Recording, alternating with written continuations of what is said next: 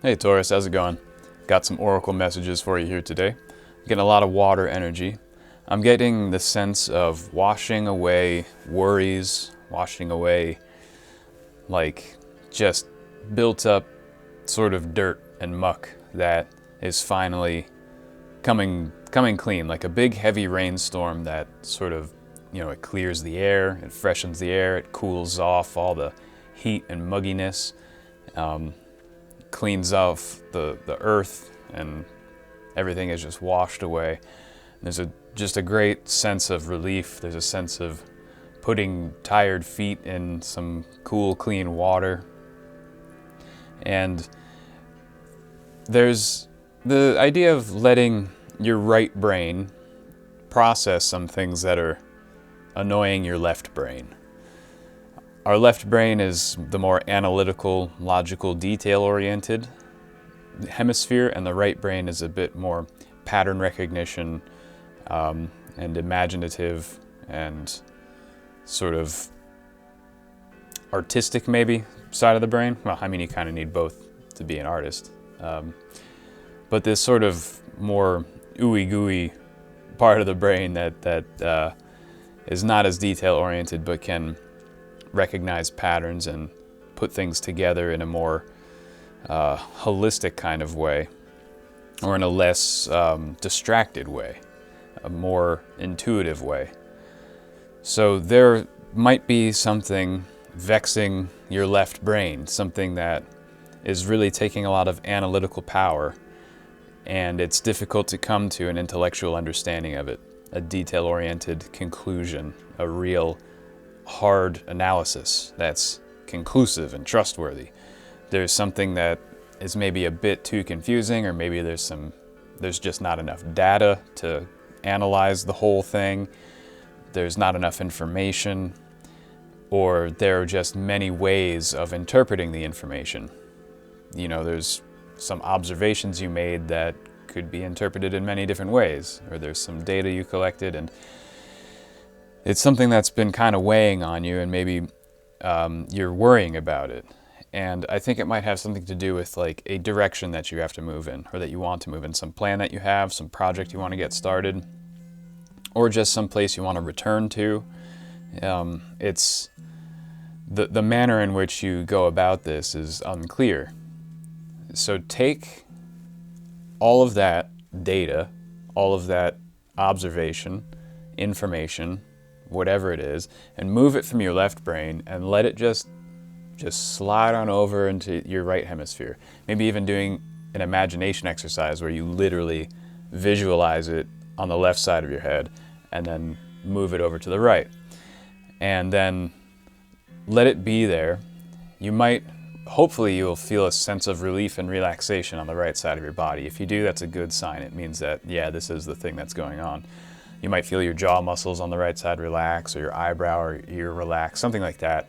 You might just feel your thoughts quiet and your brain kind of relax. If that happens, then I think this is the reading for you, and we now have to allow whatever happens. So when we move something to the right side of our brain, we basically, it's not that we push it from our mind, it's still there, but we stop thinking too hard about it. We stop trying to intellectualize about it or analyze it, and we have to sort of just let the right brain do its thing. And really that's sort of like letting our soul do its thing, where we trust our soul and the way it uses the right brain to deal with what we just put there, to come to its own understanding that will later make itself known to our intellect after it's been fully digested and processed through the right brain processes, which are more or less automatic. They're more automatic than the left brain anyway.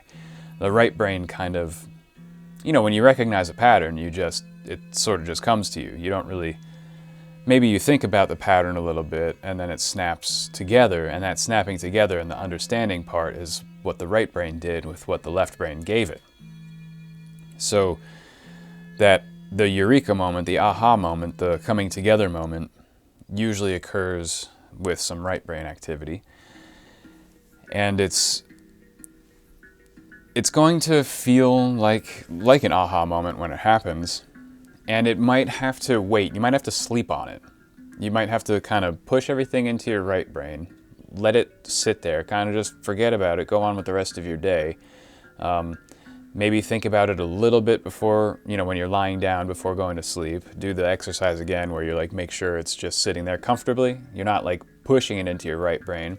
It should feel, if this is the exercise for you, if this is resonating, it should feel like your right brain wants it. It should be really easy if you do the visualization practice to move it from your left brain to your right brain. It should feel kind of magnetic, like your right brain is like pulling it into itself, like it wants to deal with this problem. It wants to deal with this data, like it's really ready to do it. If that's the case, then yeah, visualize it right before bed, and then just forget your worries, forget your troubles, and drift off to sleep.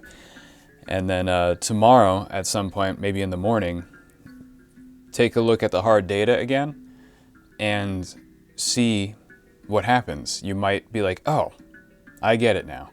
It's clear now. It will feel like how did I not see that before? I don't know if you've ever had a moment like that where you sleep on something that like you were working so hard on, you couldn't crack it, and then the next day it's just like, oh, well, obviously this is how you do it. How did I not realize that yesterday? And it'll feel very relieving. You'll feel alleviated from this issue. I also got something about oxen, plural, and their horns. I don't know, like I got something about an ox horn. Totally out of context, I don't know why, but the first thing that popped in my head was using an ox horn or a cow horn, some type of bovine horn, and if you have like a garden, you can take a bovine horn and fill it with manure and something else, some type of compost, I can't remember, and some silicate quartz crystal, like powdered, like crushed powdered silicates, and kind of mix it all up, stuff it into the ox horn, and bury it in the ground for a full moon cycle. I think it's from new moon to new moon, maybe. And then just that small amount in that one ox horn can be either turned into a compost tea. I don't know if you know what that is, just like kind of make it into a diluted water solution, then you can spray it around your garden, or you can just mix it in with your compost and then use the compost in the garden. And this can help eliminate diseases and blights that your garden might be facing. So it's a type of alleviation or relief, which this reading is a bit about relieving hardship. So I know that's really specific for some of you, but if there are gardeners out there or agriculturalists and you're finding some type of blight or problem with your harvest, look at biodynamic farming. Look up a guy named Rudolf Steiner and biodynamic farming and the ox horn preparations or the cow horn preparations. And it's very strange. It's kind of miraculous. I use biodynamic farming techniques in my garden, and it's really interesting. It seems like freaking folk magic at first, but then when you like really start doing it and you realize your garden is a lot different than it's been the last few years, it's pretty cool. Anyway, so relieving your gardening problems. Here we go. Biodynamic farming. And then there's another idea that came in about happy accidents. So if you are an artist, whether you're a musician, a photographer, a painter, a sculptor, or anything creative, we have these things called happy accidents where we're working on something, we're creating something, we're going through whatever process, and during that process we might make a mistake, our hand might slip, or maybe we do something that we think is going to turn out a certain way, but it ends up being something different that we didn't expect, and we like it a lot. It's great, and we're going to work with it. We're going to keep it in the project. It's called a happy accident.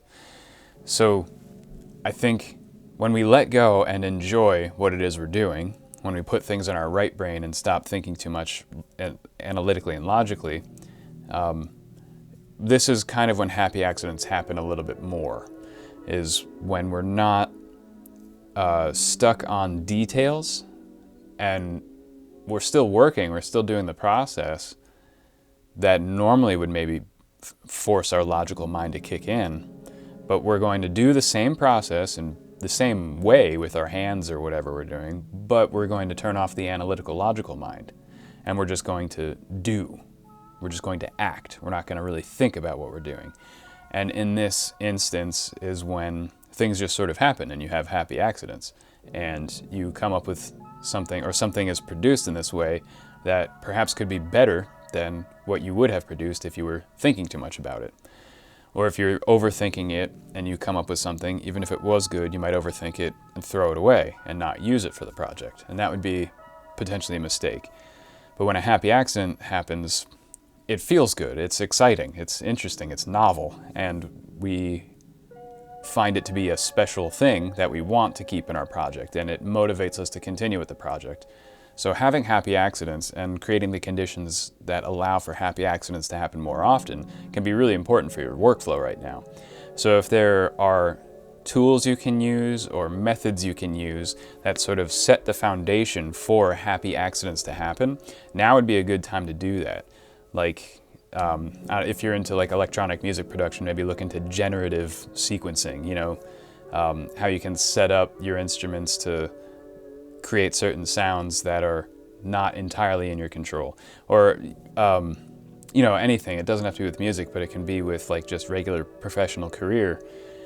If there is some methodology, some technique, some technology, or some tools that kind of work a little bit without your input, like you input something, but they do a little bit on their own and can change the input, and then the output is close to what you want but might be something different. If there is a foundation of tools that you can use that produces that variability, now would be a good time to experiment with that stuff.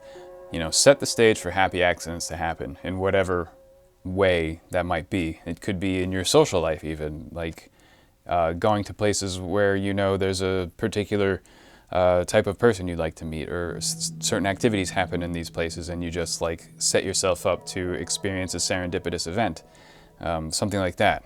So now is the time to really allow happy accidents to occur, but give them a little help, give them a stage, set a foundation for the happy accidents to be able to manifest. So don't expect happy accidents to just happen on their own. They need your input, they need your support and your creativity still.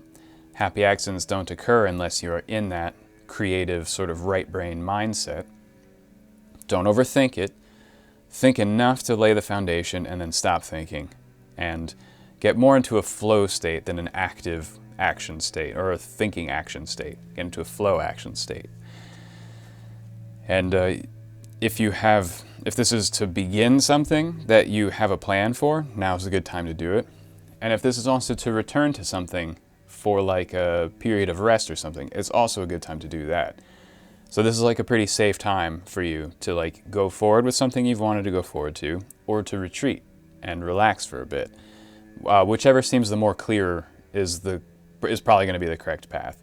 If you have a plan and have been thinking about it and it feels right, doing that now will be good. If you have that and then you retreat and want to rest, you might potentially miss an opportunity or delay something, and vice versa. If you feel intuitively guided to like retreat and rest for a little while, and there's like this sort of inkling feeling that like, oh, I got to be productive and creative, I got to do this now, maybe resting for a bit is a good idea.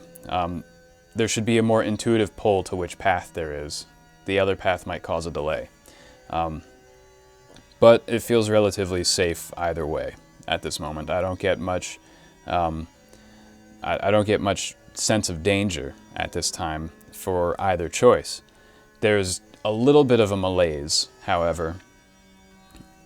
There's this idea coming in of watching out for opposing forces, of liberating yourself from opposing forces. Disentangling was the word that came up. Disentangle yourself from opposing forces, and to sort of be aware of the Hegelian dialectic, like see through any Hegelian dialectics that might be coming up. That, you know, George von Hegel was a 18th, 19th century German philosopher. He came up with this concept of thesis plus antithesis equals synthesis. And it's the idea that two opposing ideas, when put out into the world or in the human mind will clash, and in their conflict and clashing, there will be a third thing that will be the outcome. It will be seen as the favorable thing to do. And this, whether Hegel meant it to be used this way or not, is relatively unknown, but this is used in social engineering, where social engineers will get two opposing forces to conflict with each other because they really want a third other thing that, is waiting in the wings that no one sees coming to be the thing that everyone chooses.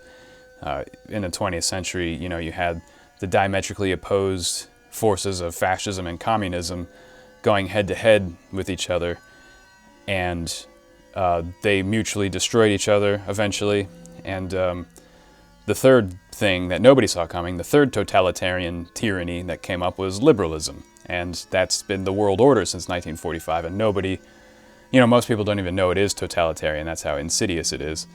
But you have, you set up this process of polar opposites that go at each other because you don't care about those two opposites. You want this third thing to happen. So I get a little bit of trickster energy coming in that's trying to offer you like a shortcut. We got the Page of Wands and the Four of Coins coming in that is brought together by some Capricorn and Fox energy. These came out between the Page of Wands and the Four of Coins. And then we have you on the left in the first position with Strength. Strength came out. So we have this Page of Wands in between you and the Four of Coins that's saying, like, I have a shortcut for you to get to this earthly power. This Capricorn energy is kind of like the devil energy. This Page/Princess of Wands is kind of like this tempter, this shortcut thing. And there's a little bit of deception here. And the thing is their idea will probably work. It probably would result in you gaining some type of earthly power, whether that's material wealth or political access or something, or the achievement of your goal. But I get the sense like they're gonna be there kind of scraping off the top. They're gonna like collect their fee, so to speak, maybe literally.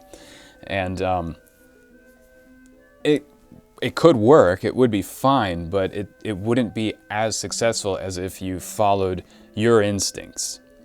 So again, this could be the thing that you're overthinking with your left brain, is maybe this Page of Wands, Princess of Wands energy showed up already and you already know about it and you're thinking about it a lot. Put it into your right brain and see, is the sacrifice worth it? Like, this shortcut might be, it could work and it could bring you to your goal a little bit quicker, but it might taint the result a little bit, or it might limit the result a little bit. If you stay strong and avoid the shortcut and the temptation, and you take the more meandering path, the longer, more difficult path, but the one that's intuitively calling to you, that maybe you have to rest a little bit first, or maybe you want to go your own way, whatever it is, the path that might be a little more difficult because you might have to do it on your own, or you might have to find new contacts that you haven't met yet, something in the future. The result might come later, and it might be more difficult to get there, but it will probably be a bit better. You'll probably have more creative control, or you'll earn more profit, or whatever it is. Your result will be more in your hands. So you have to put it in your right brain and make a value judgment after you sleep on it, and determine, like, either way might be okay for you. You might be okay taking this shortcut, but don't feel hurried. Now is not the time to feel hurried to accept this offer, or you really have to make a well-reasoned decision here. Make a decision in a place of strength and serenity. Really calm the beast that's making you think you have to do this now. Maybe this Page of Wands, Princess of Wands is trying to hurry you along because they are a little deceitful. They are a little perhaps greedy. They want their share, their piece of the pie, and so they want to get you moving. They're impatient. you can take power back in this dynamic by forcing them to be patient, by forcing them to wait. Because if they really want to work with you, and if they really need to work with you, they will wait. So you don't have to feel pushed or rushed by these people. You can turn the power dynamic just by sitting still and doing nothing yet, and just telling them, like, I'm thinking about it, relax, I'll get back to you soon. I'll get back to you when I get back to you, that sort of thing. The risk is that they might totally leave and you lose that opportunity. If that's the case, then the opportunity would have been a bad choice. If they stick around for a while, then you have to, again, reassess. Did they stick around for a while because they really want to screw me over? Or is it because we both can benefit from this arrangement? Might not be the best arrangement, might be strictly business, might be a little distasteful. You just have to work, sometimes you just have to work with business partners you don't like. But if your right brain gives you the go-ahead, like, yeah, you'll benefit, maybe you can do it. If your right brain leads you toward, let that go, don't take that path, stick to your original plan, your intuition, and follow that path, whether it's resting or going ahead, like we were discussing before. And if going ahead is a little bit blind, but you have a good reason to do it, and you trust yourself, you know, like, I want to do this, I have this plan, I don't exactly know where the plan's going to lead me, or who I'm going to meet, or how I'm going to do it, but I know how to take the first few steps. As long as you're sure about the first few steps, your right brain will kick in, you'll get into that flow state. And that could be the foundation that you need to start making happy accidents. Is like, well, I can't plan the whole thing because I can't see all the way into the future. I don't know how to plan for this whole journey or this whole process. But I do know how to take, like, step 1 and 2. That is, like, pretty clear. I know how that's going to work out. Maybe that's the foundation you need to develop, is like, okay, I know how to take steps 1 and 2 and get the ball rolling. Don't know what's going to happen after that. Well, allow your right brain to create happy accidents in that point. Allow serendipity to enter your life, synchronicity. Allow it, be open to it, and say, like, look, I built a foundation. It can do something. The foundation is capable of providing for happy accidents and carrying me forward and helping me take steps 3 and 4 and 5.